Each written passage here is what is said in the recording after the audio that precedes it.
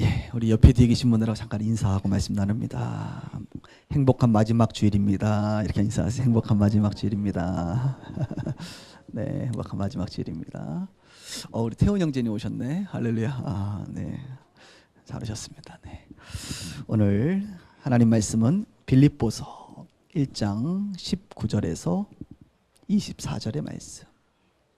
빌립보서 1장 19절에서 24절. 네. 제가 한 절 여러분이 한 절 교독합니다.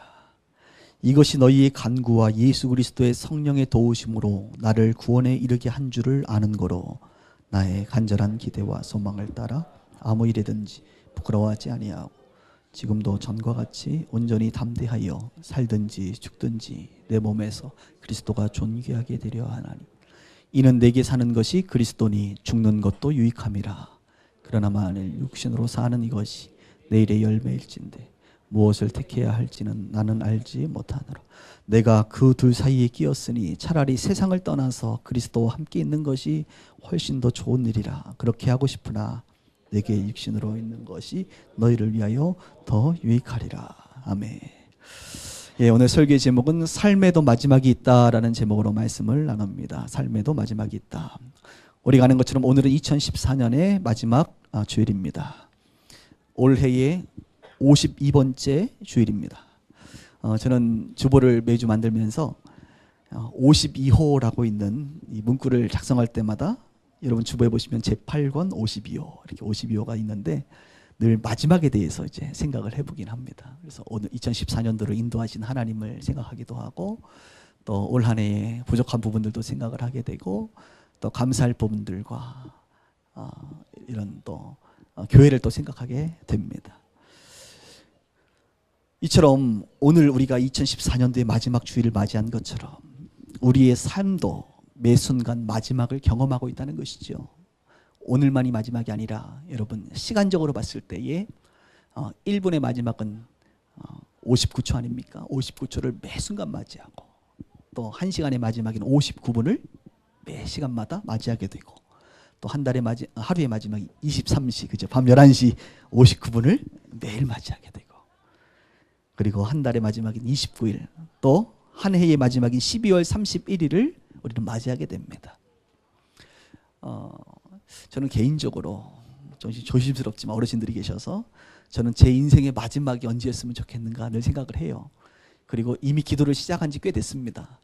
저는 70세 은퇴하고 80까지만 딱 살고 싶어요. 죄송합니다, 박 권사님. 120세까지 사세요. 그런데 저는 개인적으로 하나님 내 인생의 마지막은 80이 되었으면 좋겠습니다. 그런 생각을 개인적으로 합니다. 이처럼 우리는 마지막이라는 게 있습니다. 하나 기억할 것은 마지막은 끝이 아니라 마지막은 또 다른 새로운 시작점이다라고 하는 것을 우리가 알 수가 있습니다. 59초가 지나면 1분 1초가 기다리고 있습니다. 12월 31일이 지나면 2015년도 1월 1일이 기다리고 있어요.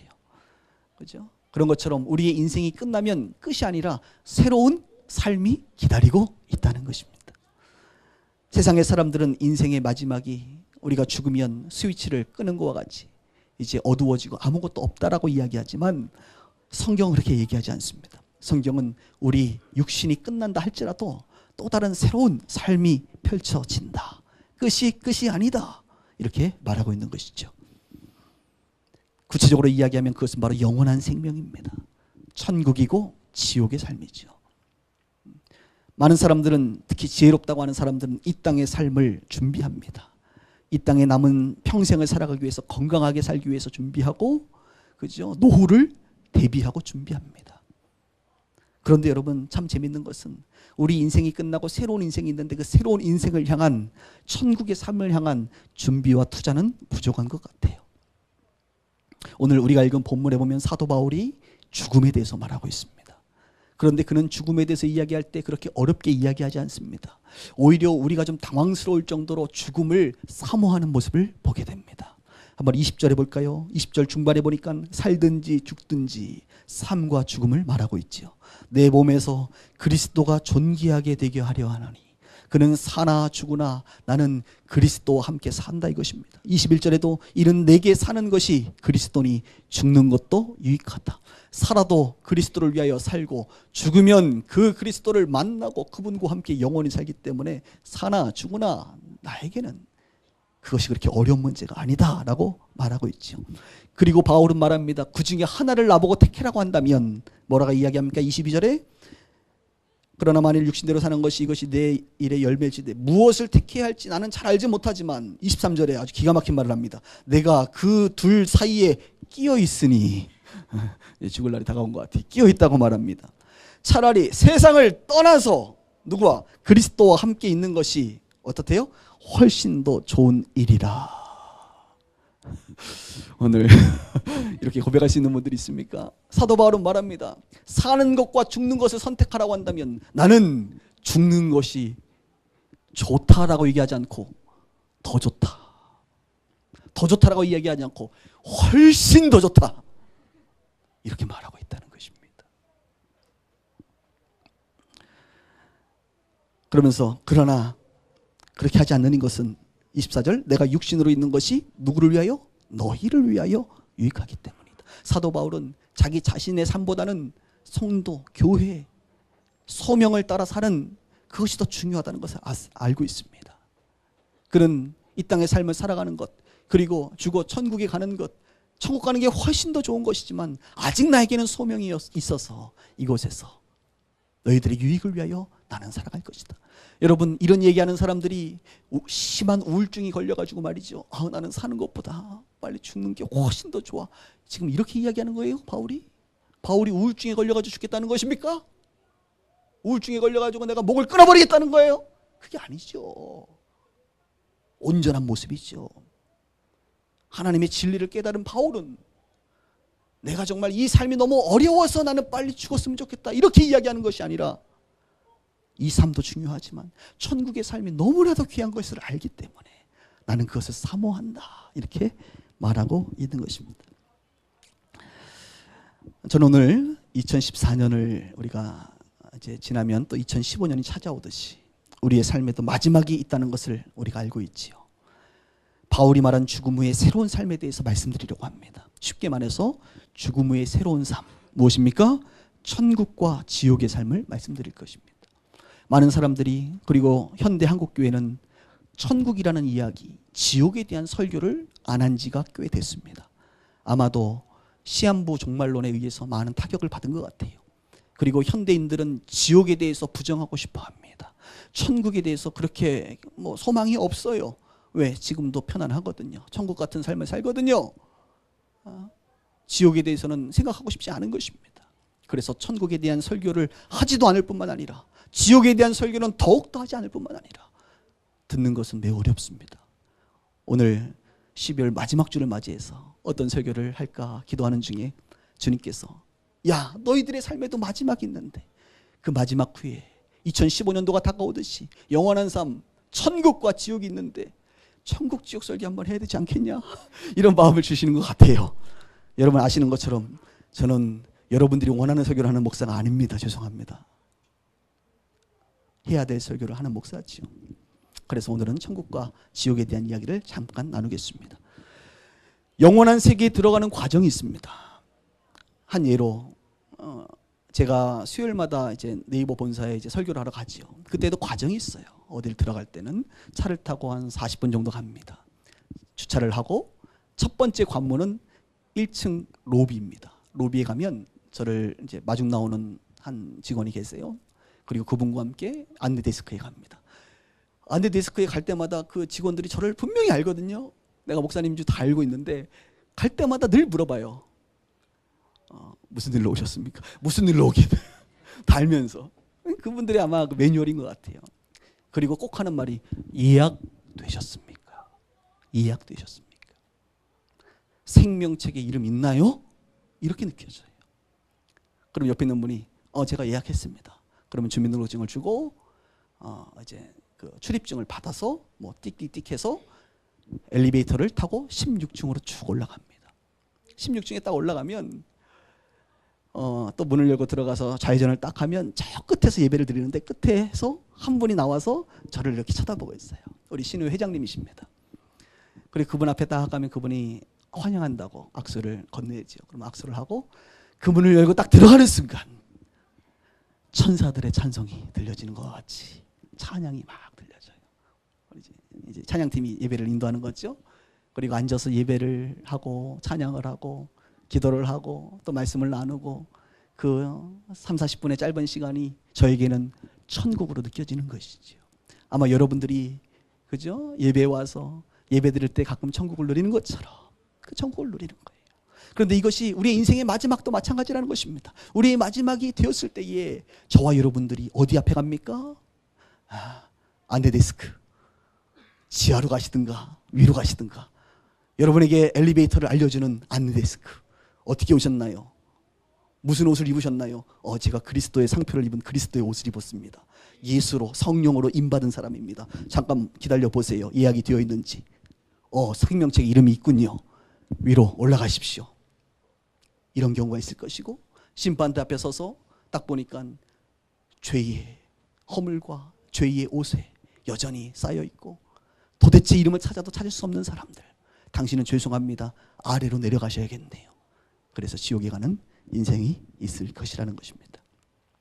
이처럼 우리는요 천국에 올라가 맞이하게 될 천군 천사와 함께 하나님을 예배할 것입니다. 한국말로 예배할까요? 아닐 거예요. 영어로 할까요? 그럴 가능성도 있겠지만 아닐 것입니다. 우리가 도대체 한 번도 써보지 않은 만국이 통일된 하나님의 언어로 우리는 하나님을 찬양할 것입니다. 하나님을 예배할 것입니다. 그러므로 교회 올 때마다 여러분 찬양하는 습관들을 많이 들이셔야 돼요. 천국 가서 당황하지 않기 위해서 찬양과는 전혀 거리가 먼 인생이 된다고 한다면 하나님 앞에 우리가 예배할 때 얼마나 당황스럽겠습니까? 그 천국에 올라가 천군 천사와 함께 하나님의 사람들과 모든 족속과 백성과 방언이 거룩한 옷을 입고 전능하신 하나님을 향하여 예배하는 것, 그것이 천국이죠. 죽음은 두 가지 죽음이 있습니다. 개인적 종말, 저와 여러분들이 나이 먹어 혹은 병들어 우리 개인적인 생명이 끊어지는 것을 개인적 종말, 죽음이라 이렇게 이야기합니다. 우리는 죽어 우리의 육체는 흙에서 왔으니 흙으로 돌아가는 것이 당연할 것이요 우리의 영은 하나님께로부터 왔으니 하나님의 심판대 앞에 서게 되는 것입니다. 그리고 생명책에 우리의 이름이 있을 때에 하나님은 우리를 천국으로 이끄시오. 그리고 사랑으로 이끄시지만 공평하신 그분은 우리의 죄의 대가를 심판대 앞에서 분명히 치르십니다. 그리고 지옥에 가게 되지요. 그뿐만이 아닙니다. 우리가 천국에서 그렇게 주님을 사모하고 예배하는 순간 역사적 종말, 두 번째 종말, 예수님이 다시 오시는 그날 저와 여러분들은 새로운 육체를 입게 될 것입니다. 부활된 육체로 새롭게 거듭나게 될 것이에요. 바울은 고린도전서 15장에서 부활에 대해서 이렇게 말합니다. 지금 우리가 살고 있는 이 육체가 있지만 이 육체 말고 부활의 육체는 전혀 다른 육체다. 마치 예수님께서 이 땅에 오셨을 때 그 육체 말고 부활하셨을 때의 육체는 사람들이 잘 알아봤어요? 못 알아봤어요? 처음에 못 알아봤습니다. 그런데 예수님이 자세히 좀 봐라. 그리고 예수님과 대화를 하는 순간 사람들은 알아봤어요. 아하, 이분이 예수님이시네. 알아봤어요. 어떤 사람들이 이런 질문합니다. 목사님, 우리가 부활의 육체를 입어 서로 천국에서 만나게 된다면 서로를 알아볼 수 있을까요? 내 사랑하는 아내를 알아볼 수 있을까요? 내 사랑하는 아들, 딸들을 알아볼 수 있을까요? 너무 염려하지 마세요. 너무나도 멋있게 조금 성형된 모습으로 어떤 모양으로 변화될지 모르지만 순간은 못 알아볼 수 있을 것입니다. 그러나 자세히 보면 서로가 알아볼 수 있을 거예요. 마치 예수님을 알아봤던 것처럼 이렇게 역사적 종말의 순간에 저와 여러분들은 부활한 모습으로 전혀 우리가 알지 못하는 새로운 육체로 마치 씨가 썩어야만 죽어야만 새로운 것을 꽃피우듯이 새로운 육체를 입어 부활하게 될 것입니다. 그 부활의 육체로 새하늘과 새 땅 거룩한 성 예루살렘에 입성하여 하나님과 영생 복락하며 살게 될 것입니다. 그래서 저와 여러분들이 살고 있는 이 땅에서의 삶은 새로운 영원한 생명인 천국과 지옥을 맛보고 경험하고 그 진리를 깨달아 알기 위한 과정 중에 하나입니다. 2014년도 여러분 살면서 지옥을 경험하셨습니까? 천국을 경험하셨습니까? 물론 천국도 경험하고 지옥도 경험하셨겠죠. 그래요. 지옥을 경험할 때마다 아하! 영원한 세계인 지옥은 이런 곳이구나. 이걸 좀 깨달으라는 거예요. 천국을 이 땅에서 경험했다고 한다면 아하! 천국은 이런 것이구나. 그것을 좀 깨달으라는 것입니다. 그리고 준비하라는 것입니다. 준비하라는 거예요. 이것이 바로 영원한 것을 대비하는, 준비하는 이 땅의 삶이 되는 것입니다. 가끔 사람들은 천국과 지옥이 정말 존재하느냐라고 물어보는 그리스도인들도 있습니다. 기독교인들이 천국과 지옥이 있느냐고 물어보는 사람들이 있어요. 저는 오늘 여러분들에게 남은 시간 천국과 지옥에 대한 설명을 할 때에 어떤 분이 천국에 갔다 왔더라 어떤 주관적인 경험과 간증을 근거로 말씀을 전하지 않을 거예요. 오늘은 천국과 지옥에 대해서 성경이 말하고 있는 부분 안에서만 이야기할 것입니다. 천국이 있을까요? 있습니다. 누가 그것을 말했습니까? 우리 주 예수님께서 이 땅에 오셔서 그것을 말하셨어요. 예수님은 이 땅에 오셔서 첫 번째 말씀할 때 이렇게 말합니다. 회개하라, 천국이 가까이 왔느니라. 그분은 천국을 말합니다. 그분은 천국 복음을 전파하셨습니다. 제자들에게도 천국이 가까이 왔다 하라 이렇게 명령하셨습니다. 마태복음 13장이면 수많은 천국의 비유들이 있습니다. 알곡과 가르지 비유, 겨자씨 비유, 누룩 비유, 감추인 보화 비유, 좋은 진주 비유, 그늘 비유, 수많은 천국의 비유들을 우리 예수님은 끊임없이 말씀하셨습니다. 천국은 있습니다. 왜요? 예수님께서 있다고 하셨기 때문에. 지옥은 있을까요? 어떤 분들은 말합니다. 아유, 지옥은 없을 거예요. 왜냐하면 하나님은 선하시기 때문에요. 하나님은 사랑의 하나님이지 않습니까? 어떻게 선하시고 사랑이 많으신 그분이 지옥을 만들 수 있단 말입니까? 그것은 오류가 아닙니까? 이렇게 말합니다. 사람들은 지옥을 만든 것, 감옥을 만든 것을 악하다고 생각하는 것 같아요. 여러분, 대한민국 정부는 감옥을 만들어 놨습니다. 의로운 재판관을 세워 벌합니다. 그것이 악한 것입니까? 그것을 악하다고 이야기할 수 있습니까? 아니죠. 오히려 그것은 의로운 행동입니다.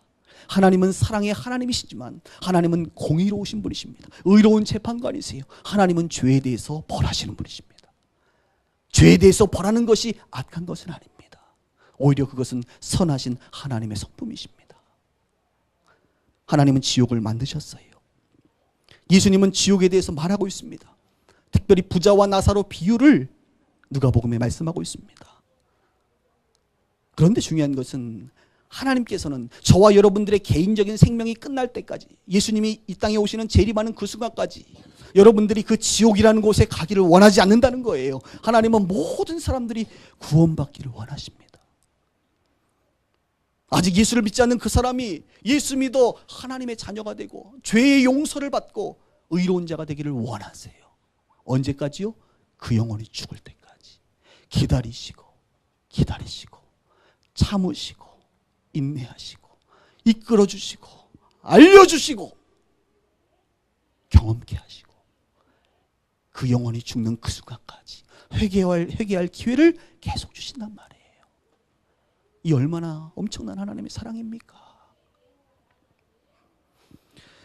그래서 18세기 대각성 운동을 주도했던 조나단 에드워즈나 존 웨슬리 같은 사람은 천국과 특히 지옥에 대한 설교를 많이 했습니다. 16세기 종교개혁자 토마스 아퀴나스나 마틴 루터 등도 천국 특히 지옥에 대해서 많이 설교했어요. 천국과 지옥을 설교하는 것은 매우 복음적인 것입니다. 그리고 특별히 이 시대를 살아가는 한국 성도들에게 천국과 지옥을 말하는 것은 매우 복음적이라고 저는 믿습니다. 얼마나 사람들이 천국을 사모하지 않는지, 그래서 이 땅의 것에 목숨을 메고 살아가는지, 바울이 말한 오늘 바울의 고백과는 전혀 상관없이 어떻게 하면 이 땅에서도 편안함을 유지하면서 살아가려고 몸부림치는지. 성경은 우리 가운데 지옥이 있고 천국이 있다, 이것을 가르치라 말하고 있죠. 천국과 지옥에 대해서 여러 가지를 설명할 수 있지만 오늘 시간을 또 생각하면서 딱 두 가지만 말을 하려고 합니다. 두 가지. 천국과 지옥의 차이점 두 가지. 첫 번째, 천국에는 하나님이 계십니다. 지옥에는 하나님이 계시지 않아요. 조금 더 멋있는 말로 천국에는 하나님의 임재가 있고 지옥에는 하나님이 부재하시다, 이것입니다. 여러분, 누구와 함께 있느냐, 누구와 함께 사느냐는 우리의 삶의 질을 좌우합니다. 두렵고 폭력적인 아버지와 함께 평생을 살아가는 자녀를 생각해 보세요. 그의 인생이 지옥 같을 것이에요. 반면 사랑과 인자가 많으시고 좋으신 아버지와 함께 살아가는 자녀를 생각해 보세요. 그는 가정이 곧 천국일 것입니다. 우리는 그것을 이 땅에서 경험하지 않았습니까? 하나님과 영원히 사느냐, 아니면 마귀와 영원히 사느냐, 그리고 심판받은 악한 자들과 영원히 사느냐, 이것이 바로 천국과 지옥을 설명하고 있는 것이죠. 요한계시록 22장에 보면 하나님께서 천국에 대해서 거룩한 성이라고 표현하는데, 거짓말하는 자들, 음란한 자들, 믿지 않는 자들, 하나님을 부인하고 하나님을 욕하는 자들을 성 밖으로 내치라, 이래요. 성 밖으로. 지옥은 어느 곳입니까? 하나님의 성, 천국이 아닌 성 밖이 바로 지옥인 것입니다. 반면에 천국은 성 안이 천국이에요. 그곳에는 하나님이 계시기 때문에 그렇지요. 마치 이것은 에덴 동산에서 아담이 하나님과 함께 했던 그 에덴 동산은 바로 천국이었습니다. 그러나 그가 죄를 짓고 하나님이 그를 에덴 동산 밖으로 내보냈지요. 그것은 바로 지옥인 것입니다. 이스라엘 백성들이 하나님의 율법을 따라 지켜 살되 특별한 죄를 지었을 때에 성 밖에 내보냈습니다. 그 성 밖이 바로 지옥 같은 곳이죠. 성 안은 바로 하나님이 계신 곳입니다. 성 안에 사람들이 있습니다. 그 성 중앙에 성막이 있습니다. 그 중앙에 지성소가 있습니다. 하나님이 아버지가 되고 그들이 하나님의 백성이 되는 곳, 바로 그것이 천국입니다. 여러분 안에 성령님이 계시죠. 교회 안에 하나님이 계시죠. 교회의 주인이 하나님이시죠. 바로 이곳이 천국이죠. 반면에 하나님이 계시지 않고 내가 주인이요, 내가 나의 의지를 가지고 살아가는 곳이 지옥 같은 삶이 되는 것입니다. 그래서 천국은 요한계시록에 보면 이 에덴 동산에서 있었던 생명나무가 있다고 말합니다. 그리고 에덴 동산보다 더 탁월한 여러 가지 모양의 그 좋은 모습을 보여주고 있는데요. 사실 잘 읽어도 모르는 것은, 제가 보석을 잘 몰라서 성경에 보면 황금 말고, 황금은 좀 알 것 같은데 우리가 무슨 보석, 황보석, 무슨 금, 무슨 보석, 이게 보석 예를 너무 많이 하셔요, 우리 하나님께서. 근데 뭐 보석을 봤어야지 내가 뭐 이미지를 그리죠. 못 봤으니 혹시 보석 전문가들은 좀 읽으시고 잘 설명해 주실 수 있으면 좋겠습니다. 어쨌든 간에 우리가 이 땅에서 그렇게 원하는 보석, 그리고 황금, 그런 것들로 그냥 도배가 되어 있다고 얘기합니다. 그리고 어둠이 아니라 빛이 비친다고 말합니다. 그리고 그곳에 누가 계시요? 하나님이 계시고 그분의 어린 양, 우리의 신랑이신 예수님이 그곳에 계시다, 이렇게 말하고 있어요. 그것이 천국입니다. 그래서 저와 여러분들이 이 땅에 살아가는 동안 이 천국을 맛보는 것이죠. 하나님이 임재하신 곳에서 누리는 그 평안과 기쁨과 감사와 진리의 자유를 누릴 때 우리는 천국을 맛보는 거예요. 그러면서 그 천국을 계속 사모하는 것이죠. 반대로 하나님이 아닌 세상 가운데 우리가 살아가면서 얼마나 많은 죄와, 그죠, 고통 가운데 살아갑니까? 그때마다 아하, 지옥은 이것보다 수백 배의 고통이 있는 곳이겠구나 라고 하는 것을 경험하는 것입니다. 그리고 준비하는 것입니다. 천국은 하나님이 임재하셔요. 지옥은 마귀가 임재합니다.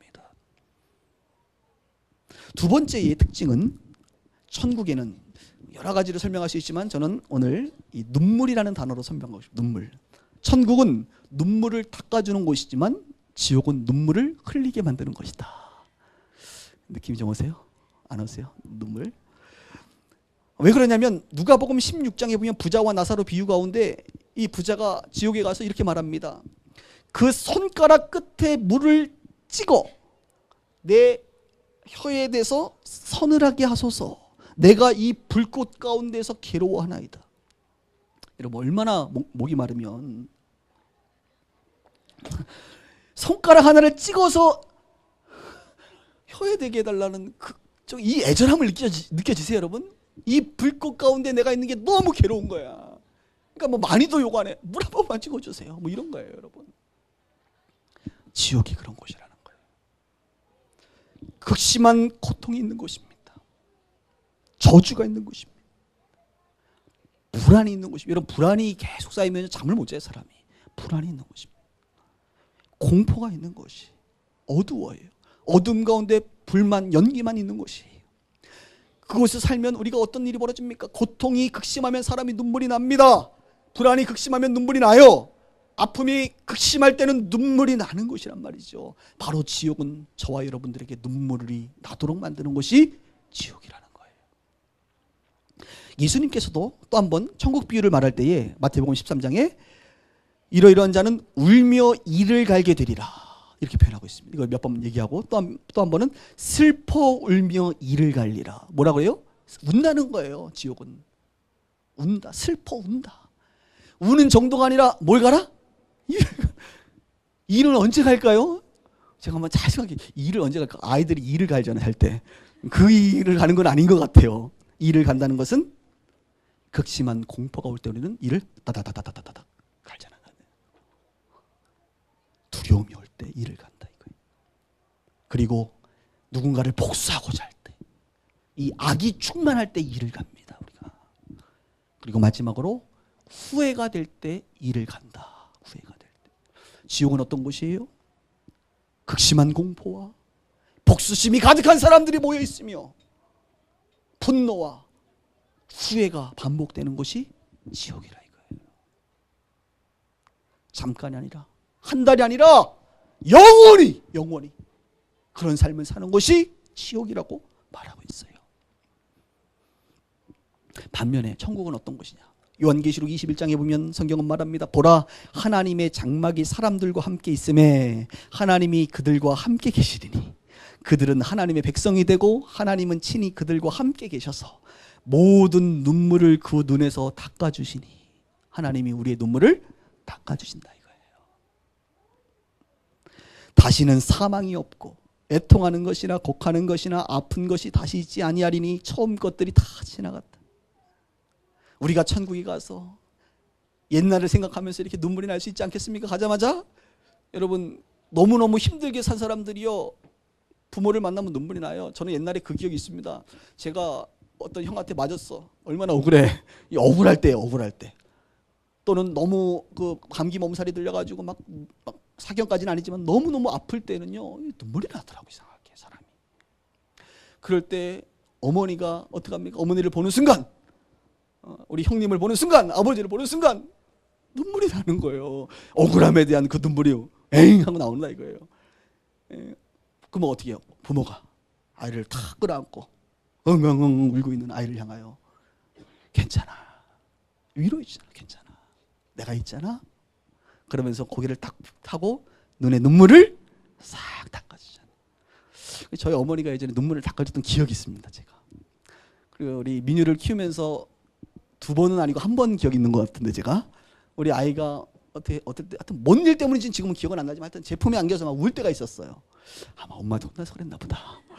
혼내는 건 엄마 역할이니까 항상. 그래서 그러면 괜찮아 하면서 눈물을 닦아줬던 기억이 제 안에 있어요. 여러분들 그 기억 있습니까? 하나님이 그러신다는 거예요. 천국에서 우리의 눈물을 닦아주시. 이제 고통이 없을 거야. 곡하는 것도 없을 거야.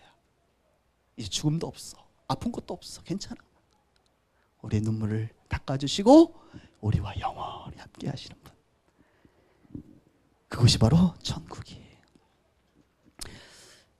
그러므로 우리가 이 땅을 살아가는 동안 천국과 지옥을 어떻게 경험하지요? 하나님의 위로를 경험한다면 그것은 천국을 경험하는 거예요. 예배를 통하여 우리의 삶을 통하여 여러 가지 모양으로 하나님이 나를 위로하고 계시는구나 이것을 깨달았을 때 우리의 눈물이 닦여질 때 여러분 아하 이것이 천국이구나 이것을 맛보는 겁니다. 반대로 삶을 살아가는 동안 하나님의 진노가 있다든지 혹은 세상의 여러 가지 죄의 물결과 여러 가지 상황 속에서 우리가 눈물 흘릴 날이 많이 있잖아요. 그때마다 느끼는 게 뭐예요? 이런 것이 지옥인가 보다. 이것을 맛보는 거죠. 여러분 이렇게 천국과 지옥, 천국은 하나님이 계시고 지옥에는 하나님이 안 계시고, 천국은 하나님이 계셔서 우리의 눈물을 닦아주시고 지옥은 눈물을 스스로가 흘릴 수밖에 없는 상황 가운데 있는 것. 우리의 인생의 마지막 후에 새로운 삶은 어느 곳에서 살아야겠습니까 여러분? 오늘 한 이야기가 사실이라고 한다면 당연히 사실이죠. 인생에는 마지막이 있고 죽음 후에는 심판이 있고 심판 후에는 천국과 지옥의 삶이 있다 이것입니다. 그리고 그것은 다른 제3자의 이야기가 아니라 다른 사람들의 미래가 아니라 바로 여기 앉아있는 저와 여러분들의 미래라는 거예요. 그리고 우리의 가족의 미래라고 하는 것입니다. 여러분.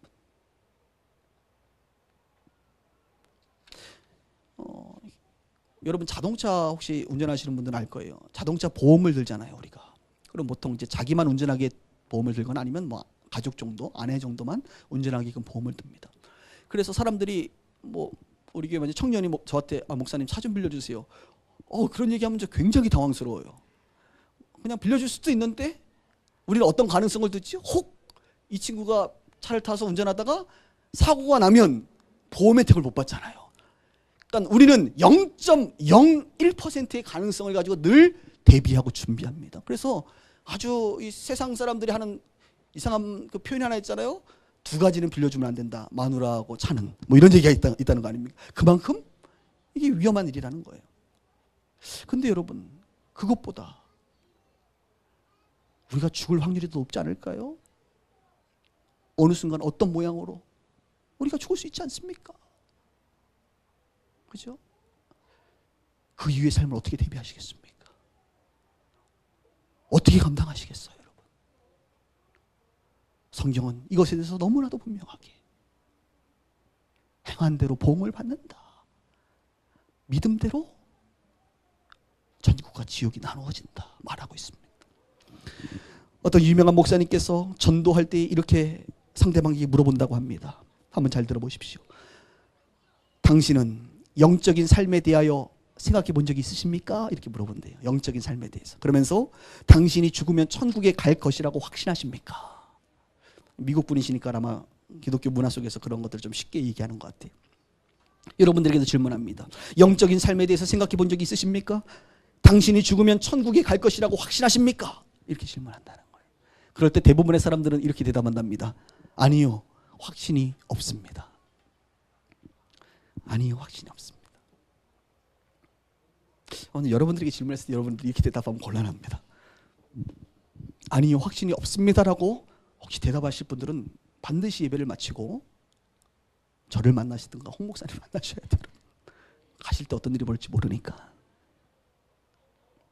그런데 어떤 분이 이렇게 대답을 했다는 거예요. 이 똑같은 질문을 이 목사님께서 질문, 영적인 삶에 대해서 생각해 본 적이 있습니까? 당신이 죽으면 천국에 갈 것이라고 확신하십니까? 했더니 그 사람이 이 이야기를 듣는 순간 시선을 고정하면서 달달달달달 떨면서 이렇게 대답했다는 것입니다. 아니요, 나는 내가 지옥에 갈 것을 알고 있습니다. 그래서 죽도록 무섭습니다. 일반적이진 않지만 가끔 이런 사람들이 있습니다. 내가 죄인인 걸 알고 나는 지금 죽으면 지옥에 가겠구나. 이것을 알고 있다는 사람이. 그래서 이 목사님이 그 이야기를 듣고 너무나도 충격을 받아가지고 바로 십자가의 복음을 전해서 그 영혼이 예수를 영접하여 그리스도인이 되었다라고 하는 이야기를 한 적이 있어요. 여러분 어떠세요? 여러분의 가족과 주변의 사람들은 어떻습니까? 혹시 여러분 주변의 사람들 중에 이렇게 여러분들이 한번 질문해 보세요. 죄인인 줄 알고 구원이 천실하게 필요한 사람들이 있을 수 있습니다, 여러분. 그들에게 그리스도의 복음, 그리스도를 알려주는 것. 이것이 우리의 사명이 아니겠습니까? 먼저는 저와 여러분들이 이 질문 앞에 예, 물론이요. 저는 하나님의 자녀입니다. 저는 천국에 갑니다. 이렇게 대답할 수 있어야 될 것이에요.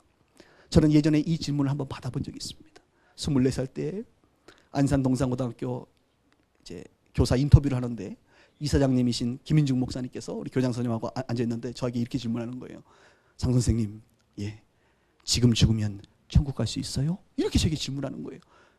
그래서 제가 너무너무 당황스러웠지만 이렇게 대답했습니다. 예, 저는 지금 죽으면 천국 갑니다. 그랬더니 그 목사님도 당황하시더라고요. 이렇게 당당하게 얘기하는 것에. 그래서 저한테 이렇게 물어요. 무슨 근거로 그렇게 대답하십니까? 그때 떠오른 한 말씀이 있었습니다. 요한복음 1장 12절. 영접하는 자, 곧 그 이름을 믿는 자들에게는 하나님의 자녀가 되는 권세를 주셨으니. 이렇게 성경이 말하는데 제가 예수님을 영접했거든요. 저는 하나님의 자녀거든요. 하나님의 자녀는 죽으면 하나님 아버지 품으로 가는 것이 아니겠습니까? 그랬더니 그분이 이렇게 얘기하더라고요. 합격. 5분 만에 인터뷰 합격해서요. 1년 동안 교사 생활을 했어요. 제가 그렇게. 지금 저에게 그렇게 물어본다고 한다면, 목사님, 영적인 삶에 대해서 생각해 본 적이 있습니까? 지금 목사님 죽으면 천국에 갈 것이라고 확신하십니까? 확신하다 뿐입니까? 가족만 아니면 빨리 이 좋은 곳에 가고 싶구만, 이렇게 대답하고 싶지요. 저를 보세요. 여러분에게 질문합니다. 여러분은 영적인 삶에 대해서 생각해 본 적이 있으십니까? 여러분이 지금 죽으면 천국에 갈 것이라는 확신이 있으십니까?